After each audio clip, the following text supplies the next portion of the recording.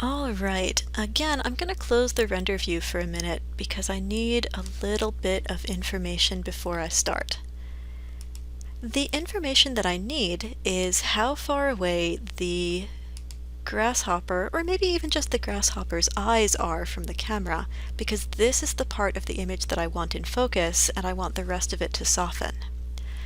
So I'm going to go to Display at the top of the screen, and under Heads Up Display, one of the options is called Object Details.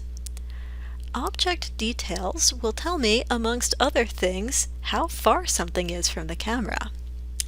So I'm looking through my insect camera, and when I look through the insect camera, I can see that the eye that I have selected has a distance of 19.744.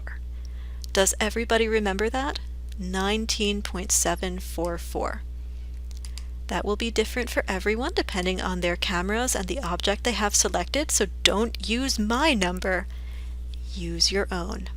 This is the object details, and we're looking at the distance from camera. Next, I'm going to select my insect cam. The insect cam has a whole bunch of attributes that we're not going to worry about. We're going to head down into Arnold, and in Arnold, what we're going to do is enable a function called DOF, or depth of field. Depth of field will blur within a focal distance. The focal distance that we're going to use is 19.744, or whatever your object's distance from the camera is. The other thing I need to adjust with depth of field is aperture size. Right now it's set to 0, so depth of field is not doing anything. Let me knock this down and come back and open my render view and switch back over to the camera shape. So I'm going to let this one process all the way through. And I know it's going to take a long time because the HDRI is adding lighting complexity, the skin shader is adding that complexity. There's a lot going on. But I want to be able to save this down. That one took 14 seconds. And I hope I just saved a snapshot. Yes, I did. So now as I adjust the aperture size, everything outside of this one spot should blur, and I'm going to turn the aperture size up really high to exaggerate, and then we'll go back and adjust so that it looks normal. This will also add to your render time.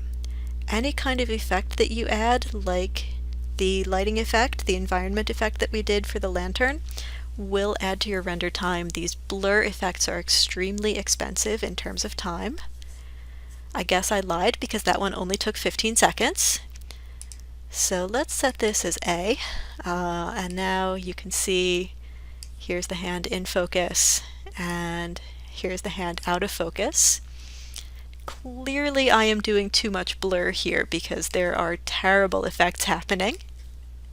But now at least you can see that I'm getting a nice background blur, too much foreground blur, but you can't have everything. So with aperture size, generally a small amount is enough. You don't need to go too big. So let me turn this down to like a 0.2 or a 0.3. Let's turn off A, and we'll just see what the render looks like. And hopefully you'll see a nice thing where the hand is slightly out of focus, the background is slightly out of focus, and my cool brushed metal grasshopper is in focus, and that helps everybody really pay attention to it. So again, 15 seconds is not bad, and that's the render I'm getting, and that looks pretty cool. So again, this is the camera selected, the Arnold tab in the camera options. I've enabled DOF, put in the focus distance from the object display, this one here, and then adjusted my aperture size until I get something that I like. So I will pause this here, and when I come back I will do a little bit of lighting cleanup, And then I will adjust my sample settings and get my final render exported.